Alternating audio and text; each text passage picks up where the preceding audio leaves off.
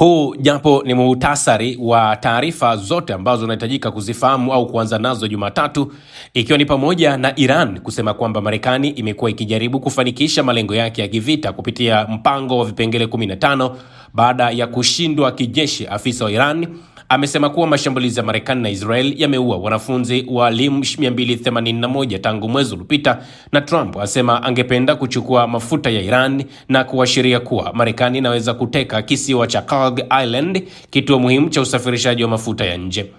Tuanze na taarifa hii. Spika wa bunge la Iran ameishutumu Marekani kwa kufuata mpango wa vipengele 15 ili kufanikisha malengo yake ya vita baada ya kushindwa kuyafanikisha kwa nguvu za kijeshi, akionya kuwa shambulio lolote la ardhini dhidi ya nchi hiyo litakumbana na majibu makali ya kuamua. Ameandika kupitia katika ukurasa wake wa Telegram. Mohamed Bagel Karbaf anasema Marekani inaomba mazungumzo wazi huku kwa siri ikipanga shambulio la ardhini. Amesema wa Iran wako tayari kwa operesheni yeyote ya ardhini ya Marekani na kuahidi jibu la kuamua kwa shambulio lolote kama hilo ambalo litakuwa limefanywa na Marekani.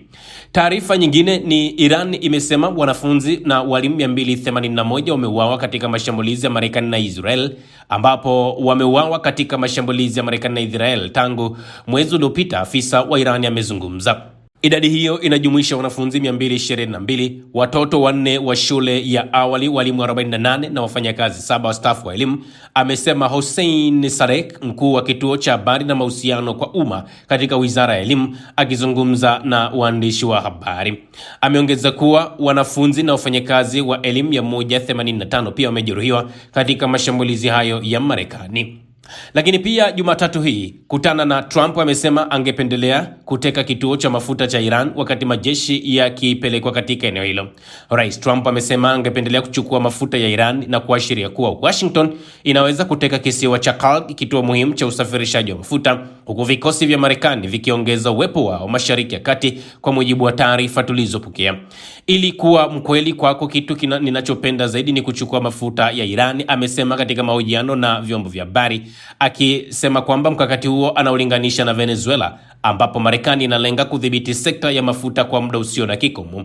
Kauli zake zinakuja wakati bei ya mafuta imeongezeka kwa zaidi ya 50% ndani ya mwezi mmoja, huku mafuta ghafi ya Brent yakipanda juu kwa dola 116 kwa pipa kutokana na ongezeko la mvutano ambao unahusisha Marekani, Israel pamoja na Iran. Lakini taarifa nyingine ambazo Jumatatu leo natakiwa kuamka nazo kwa ufupi, kampuni ya Aluminium Bahrain imethibitisha kuwa vituo vyake vilishambuliwa katika shambulio la Iran siku ambayo imepita, kwa maana ya Jumapili, na kusababisha wafanyakazi wawili kujeruhiwa. Lakini pia king'ora cha tahadhari kimesikika kote Israel baada ya Iran kurusha mashambulizi mapya ya makombora. Mamlaka za Israel zimezungumza leo tarehe 30 mwezi wa 3 2026. Nayo Falme za Kiarabu UAE imesema mifumo yake ya ulinzi ya anga imefanikiwa kuzuia makombora na ndege zisizokuwa na rubani kutoka Irani. Nayo milipuko kadhaa imesikika katika mji mkuu wa Iran, kwa maana Tehran, wakati mashambulizi ya Marekani na Israeli yakiendelea. Saudi Arabia inasema mifumo yake ya ulinzi wa anga pia imeharibu ndege zisizokuwa na rubani 10 katika saa zilizopita. Lakini pia watu angalau 5 wameuawa na wengine 4 kujeruhiwa katika shambulio lililolenga bandari kusini mwa Iran, kulingana na taarifa ambazo zimetolewa. Askari mmoja wa Israel pia ameuawa na 3 kujeruhiwa katika mapigano kusini mwa Lebanon. Nayo Oman imesema mashambulizi dhidi ya nchi hiyo hayadai kuwa na mhusika hadi sasa. Mashambulizi ya anga ya Israel pia yameua watu wasiopungua 11 kusini mwa Lebanon. Nao wa Palestina 7 wameuawa katika shambulio la anga la Israel huko Khan Yunis, ukanda wa Gaza.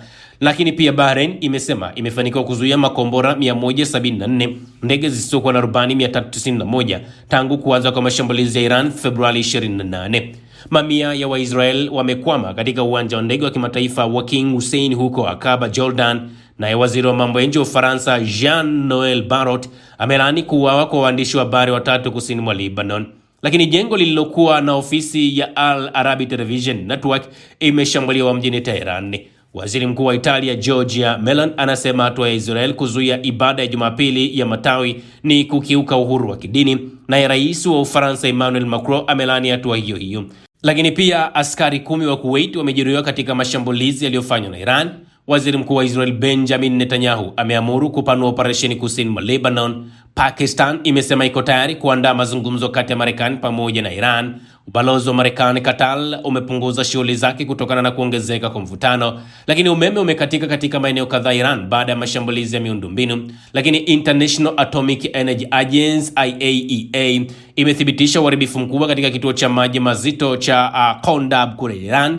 Lakini pia shambulio la ndege isiyokuwa na rubani ililenga kituo cha kijeshi cha Marekani kule Baghdad, na makombora ya Israel yamelenga makao ya walinda amani wa Umoja wa Mataifa kusini mwa Lebanon.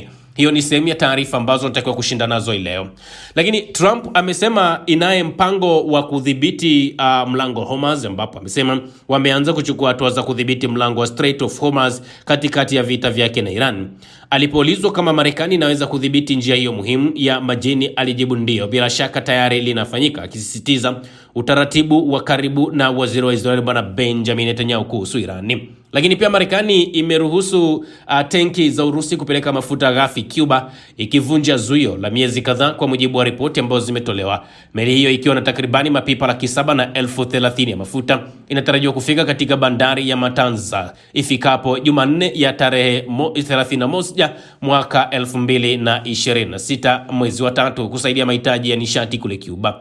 Lakini pia mfanyakazi mmoja ameuawa na uharibifu mkubwa kutokea baada ya shambulio la Iran kulenga jengo la huduma katika kituo cha kuzalisha umeme na kusafisha maji nchini Kuwait, wizara imesema, ambapo wizara imeeleza kuwa aliyefariki alikuwa raia wa India na kwamba miundombinu imeharibiwa kwa kiwango kikubwa zaidi katika ukanda huo. Hii ni baadhi tu ya muhtasari wa taarifa ambazo leo Jumatatu ya tarehe 30 mwezi wa 3 tunatakiwa kuamka nazo. Lakini nikifunga hapa na taarifa moja ambayo sasa iko timamu, ni kuhusiana na rais wa Marekani.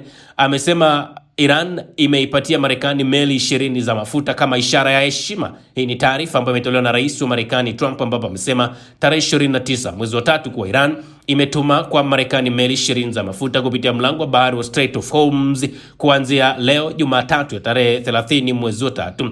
Anasema na sasa leo wametupa kama zawadi. Siwezi kueleza hasa, lakini wametupa nadhani kama ishara ya heshima meli 20 za mafuta, meli kubwa sana za mafuta zinapita mlango wa Strait of Hormuz, na hilo litaanza kuanzia kesho. Alikuwa anaongea tarehe 29 akimaanisha inaanza leo Jumatatu ya tarehe 30, akiwa katika ndege yake ya Air Force One akielekea Washington.